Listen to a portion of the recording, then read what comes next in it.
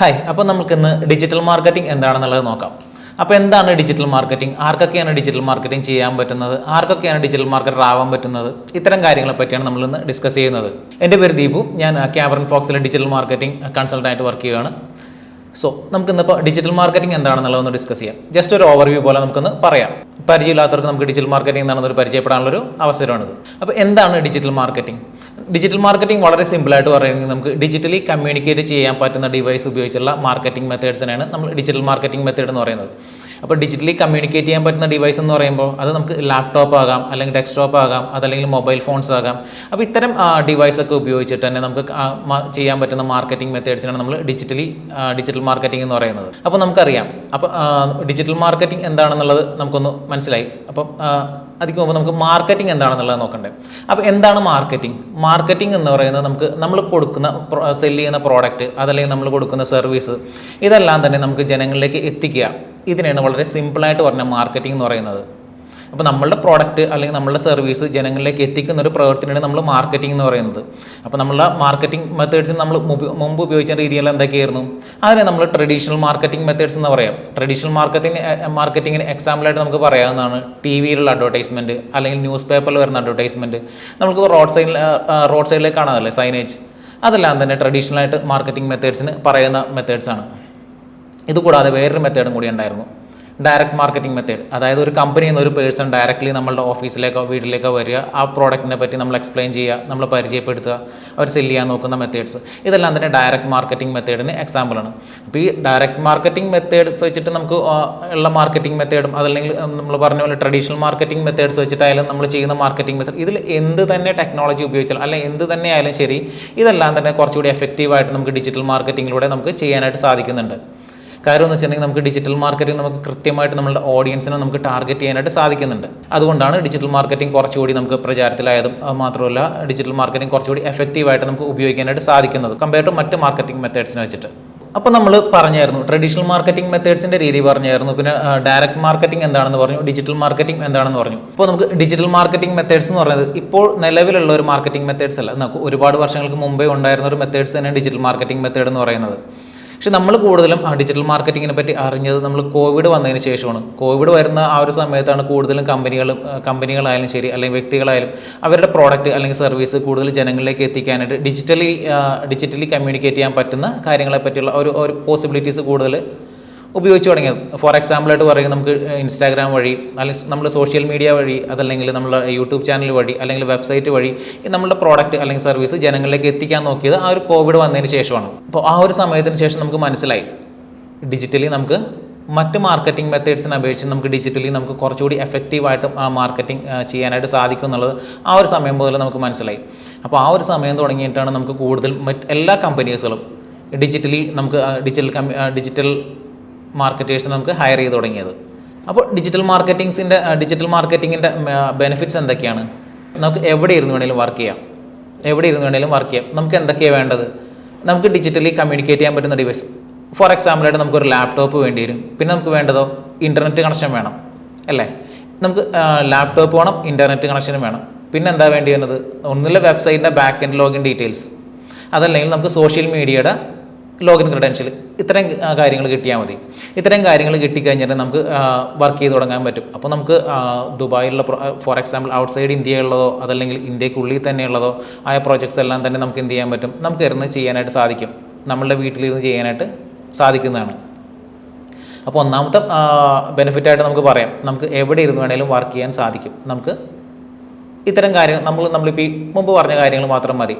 നമുക്ക് വർക്ക് ചെയ്യാനുള്ള ഒരു പ്ലേസ്, നമുക്ക് വർക്ക് ചെയ്യാനുള്ളൊരു ഡിവൈസ്, ഇൻ്റർനെറ്റ് കണക്ഷൻ, ഇതൊക്കെ ഉണ്ടെങ്കിൽ തന്നെ നമുക്ക് വർക്ക് ചെയ്യാനായിട്ട് എവിടെ ഇരുന്ന് വേണമെങ്കിലും വർക്ക് ചെയ്യാനായിട്ട് സാധിക്കും. രണ്ടാമത് പറയുകയാണെങ്കിൽ നമുക്ക് ഡിജിറ്റൽ മാർക്കറ്റിംഗ് വെച്ച് നമുക്ക് ഓഡിയൻസിനെ കൃത്യമായിട്ട് ടാർഗറ്റ് ചെയ്യാനായിട്ട് സാധിക്കുന്നുണ്ട്. അതെങ്ങനെയാണെന്നല്ലേ, നമ്മൾ ഓഡിയൻസിനെ കൃത്യമായിട്ട് ടാർഗറ്റ് ചെയ്യാനായിട്ട് സാധിക്കുന്നുണ്ട്. അതായത് നമുക്കിപ്പോൾ ഫോർ എക്സാമ്പിളായിട്ട് നിങ്ങൾക്കിപ്പോൾ ഒരു ഫേസ് ക്രീമാണ് അല്ലെങ്കിൽ ഒരു ആൻറ്റി ഏജിങ് ക്രീമാണ് നമ്മൾ സെല് ചെയ്യാൻ പോകുന്നത് വിചാരിക്കാം. ആ ക്രീം നമ്മൾ എങ്ങനെയായിരിക്കും മാർക്കറ്റ് ചെയ്യാൻ പോകുന്നത്? നമ്മൾ ഏതൊക്കെ ഏജ് ഗ്രൂപ്പിൽ പെട്ടവർക്കായിരിക്കും നമുക്ക് മാർക്കറ്റ് ചെയ്യേണ്ടി വരുന്നത്? അപ്പോൾ നമുക്കറിയാം, നമുക്കൊരു 30 to 50 yearsൽ പെട്ട ഒരു ഏജ് ഗ്രൂപ്പിൽ പെട്ട ഓഡിയൻസിന് വേണ്ടിയിട്ടാണ് നമ്മൾ ഈ ഒരു പ്രോഡക്റ്റ് ഇറക്കിയിരിക്കുന്നത്. അപ്പോൾ നമുക്ക് ഡിജിറ്റൽ മാർക്കറ്റിങ്ങിൽ നമുക്ക് ഏജ് ഗ്രൂപ്പ്, പർട്ടിക്കുലർലി ആ ഏജ് ഗ്രൂപ്പ് നമുക്ക് ടാർഗറ്റ് ചെയ്യാനായിട്ട് സാധിക്കുന്നുണ്ട്. ഏജ് ഗ്രൂപ്പ് ടാർഗറ്റ് ചെയ്യാൻ പറ്റും. അതേപോലെ തന്നെ നമുക്ക് മെയിലാണോ ഫീമെയിലാണോ നമുക്ക് ഡെമോഗ്രാഫിക്സ് വെച്ചിട്ട് നമുക്കത് ടാർഗറ്റ് ചെയ്യാനായിട്ട് സാധിക്കുന്നുണ്ട്. പിന്നെ അത് മാത്രമല്ല, നമുക്ക് ഏത് ലൊക്കേഷനാണ് നമ്മൾ കോൺസെൻട്രേറ്റ് ചെയ്യാൻ പോകുന്നത് ആ ഒരു ലൊക്കേഷൻ വെച്ചിട്ട് നമുക്ക് ടാർഗറ്റ് ചെയ്യാം.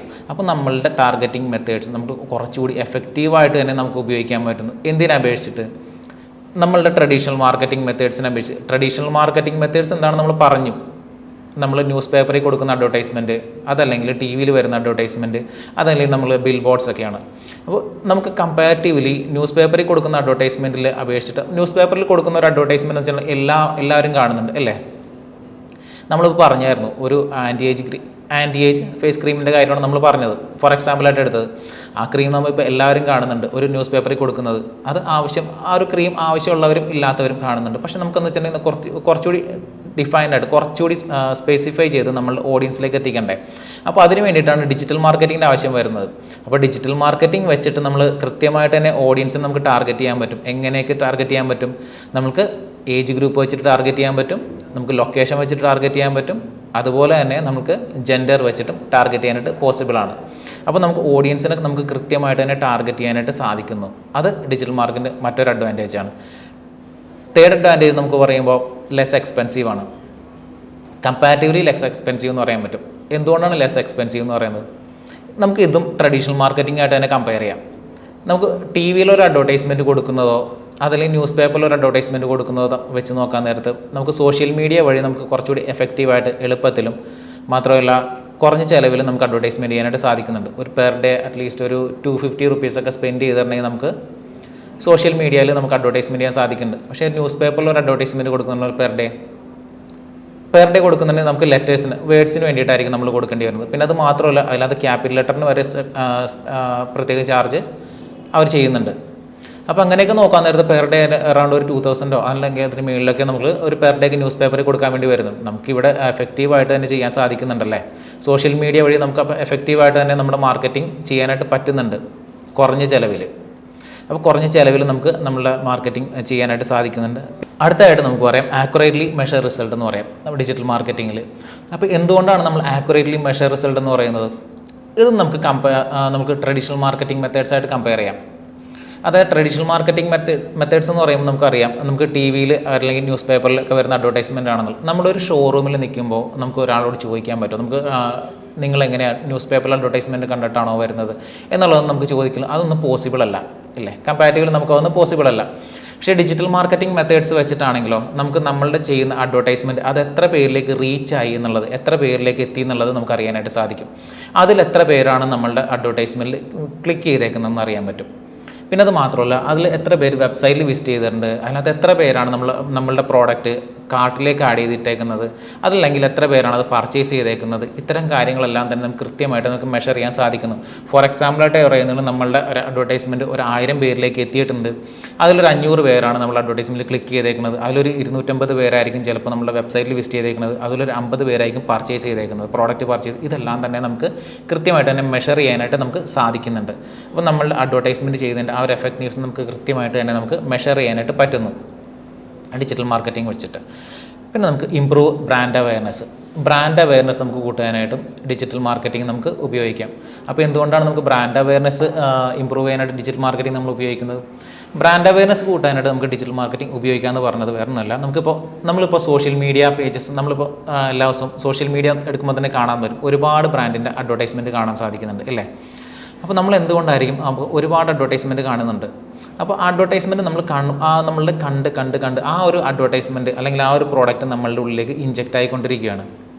ആ ഒരു പ്രോഡക്റ്റ് നമ്മളുടെ മനസ്സിലേക്ക് വന്നുകൊണ്ടിരിക്കുകയാണ്. ഓരോ ദിവസവും നമ്മൾ സോഷ്യൽ മീഡിയ എടുക്കുമ്പോഴാണെങ്കിലും ശരി, അല്ലെങ്കിൽ യൂട്യൂബ് എടുക്കുമ്പോഴാണെങ്കിലും ഈ ഒരു പർട്ടിക്കുലർ പ്രോഡക്റ്റിൻ്റെ അഡ്വർടൈസ്മെൻറ്റ് കാണുമ്പോൾ നമുക്ക് അതിനകത്ത് ആ ഒരു പ്രോഡക്റ്റ് നമുക്ക് കുറച്ചുകൂടി ഫെമിലിയറൈസ് ചെയ്തുകൊണ്ടിരിക്കുകയാണ് ഓരോ ദിവസവും. നമ്മൾ നെക്സ്റ്റ് ടൈം നമ്മളുടെ ഒരു പ്രോഡക്റ്റ് പർച്ചേസ് ചെയ്യുന്ന സമയമാകുമ്പോഴേക്കും നമ്മൾ ചിന്തിക്കത്തില്ലേ, ഈ ഒരു പ്രോഡക്റ്റ് കമ്പനി കൂടി ഉണ്ട്, നമ്മൾ ഇവരുടെ ഒരു പ്രോഡക്റ്റ് നമുക്ക് ട്രൈ ചെയ്താലോ എന്നുള്ളൊരു ചിന്ത ഓട്ടോമാറ്റിക്കലി തന്നെ നമ്മളുടെ ഉള്ളിലേക്ക് വരും. ഈ ഒരു ചിന്താഗതി ഉണ്ടാക്കുക എന്നുള്ളതാണ് ബ്രാൻഡ് അവയർനെസ് കൊണ്ട് ഉദ്ദേശിക്കുന്നത് തന്നെ. അപ്പോൾ നമ്മളുടെ ഉള്ളിലേക്ക് ഇഞ്ചെക്റ്റ് ചെയ്ത് കൊണ്ടിരിക്കുകയാണ്, ഒരു പ്രോഡക്റ്റ് ഉണ്ട്, ഈ ഒരു പ്രോഡക്റ്റിന് ഇത്തരം ഫീച്ചേഴ്സാണുള്ളത്, ഈ ഫീച്ചേഴ്സൊക്കെ വെച്ചിട്ട് നമുക്ക് ഇത്രത്തോളം ബെനിഫിറ്റ്സ് ആണ് കിട്ടുന്നത് എന്നുള്ളതെല്ലാം തന്നെ ആ ഒരു കമ്പനി നമ്മളുടെ ഉള്ളിലേക്ക് നമ്മൾ ഇഞ്ചെക്റ്റ് ചെയ്തുകൊണ്ടിരിക്കുകയാണ്. അപ്പോൾ അത് നമുക്ക് അട്രാക്റ്റീവ് ചെയ്യാനായിട്ട് നമുക്ക് ഒരുപാട് പ്രൈസിൽ തന്നെ ഇപ്പോൾ ഒരു ഫോർ എക്സാമ്പിൾ ആയിട്ട് പറയുന്നത് നമുക്കിപ്പോൾ 1000 എന്നുള്ളത് വെട്ടിയിട്ട് അവിടെ ചിലപ്പോൾ 299 ഇട്ടിട്ടുണ്ടാവും അട്രാക്ട് ചെയ്യാനായിട്ട് നമ്മൾ അട്രാക്ട് ചെയ്യാൻ. അപ്പോൾ നമുക്ക് ഒരു 1000 റുപ്പീസുള്ള പ്രോഡക്റ്റ് നമുക്ക് 299 കിട്ടുന്നുണ്ട്. അതും ഒരു എഫക്റ്റീവായിട്ടുള്ളൊരു മെത്തേഡ് തന്നെയാണ്. കാരണം നമുക്ക് അവരുടെ ഒരു മാർക്കറ്റിംഗ് മെത്തേഡ്സ് വെച്ചിട്ട് ആ ഒരു പ്രോഡക്റ്റ് നമ്മളുടെ ഉള്ളിലേക്ക് നമുക്ക് അല്ലെങ്കിൽ നെക്സ്റ്റ് ടൈം നമ്മൾ പർച്ചേസ് ചെയ്യാനായിട്ടുള്ള കൺസിഡർ ചെയ്യാൻ വേണ്ടിയിട്ടുള്ള കാര്യങ്ങളെല്ലാം തന്നെ അതിൽ നിന്നപ്പോൾ നമുക്ക് ചെയ്യാനായിട്ട് സാധിക്കുന്നുണ്ട്. അപ്പോൾ ഒരു ബ്രാൻഡ് അവയർനെസ് ബിൽഡ് ചെയ്യുന്നതിലും ഡിജിറ്റൽ മാർക്കറ്റിങ്ങിന് വളരെ ഒരു പങ്ക് ഉണ്ട്. സോ ഇപ്പോൾ നമുക്ക് മനസ്സിലായല്ലോ ഡിജിറ്റൽ മാർക്കറ്റിൻ്റെ അഡ്വാൻറ്റേജ് എന്താണ്, അല്ലെങ്കിൽ ഡിജിറ്റൽ മാർക്കറ്റിംഗ് ചെയ്യുന്നതുകൊണ്ടുള്ള ബെനിഫിറ്റ്സ് എന്തൊക്കെയാണ് നമുക്കിപ്പോൾ മനസ്സിലായിട്ടുണ്ടാവുമല്ലോ. ഇനി നമുക്ക് ഡിജിറ്റൽ മാർക്കറ്റിങ്ങിൻ്റെ മോഡ്യൂൾസിൽ ഏതൊക്കെ മോഡ്യൂൾസാണ് നമ്മൾ കവർ ചെയ്യുന്നതാണ് നമുക്ക് പോകാൻ പോകുന്നത്. അത് നമുക്ക് എന്തായാലും നമ്മുടെ അടുത്ത പാർട്ടിലേക്ക് നമുക്കത് കണ്ടിന്യൂ ചെയ്യാം.